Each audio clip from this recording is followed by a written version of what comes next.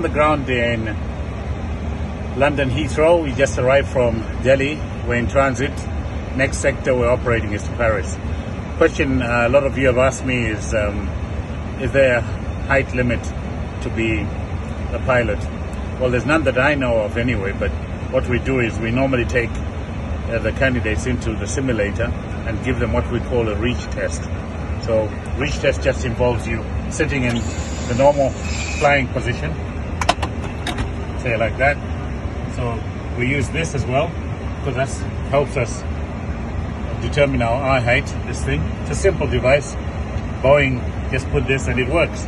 So I do that, and I'm able to look outside and I'm sitting in the right place. But what we do is we have the person sit in the seat and check that they can reach the specific switches. Can I reach the landing gear without adjusting the seat? Remember, the seat can be adjusted like that, and it can also be adjusted up like that. I'm going all the way up.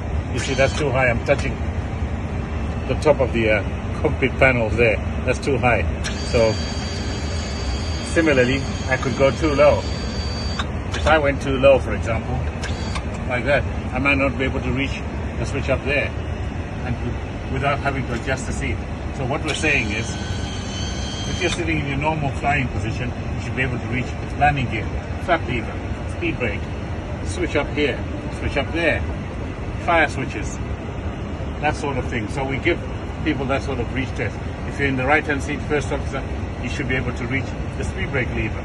You should be able to reach the park brake lever. You should be able to reach the heading select from your normal seat without adjusting it. That's what we call a reach test. If you can do all that, you're in.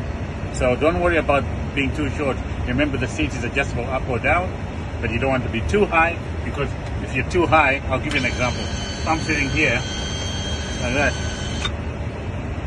I can't reach the rudder pedals if I'm short. If I'm a short person, I won't be able to reach the rudder pedals.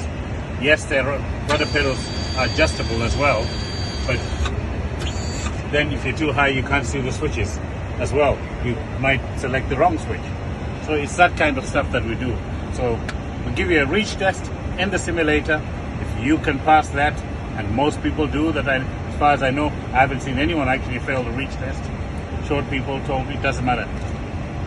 By the way, you can be too tall as well. I know people that have been disqualified in certain organizations, certainly in the Air Force. They couldn't fit into the cockpit because they were too tall.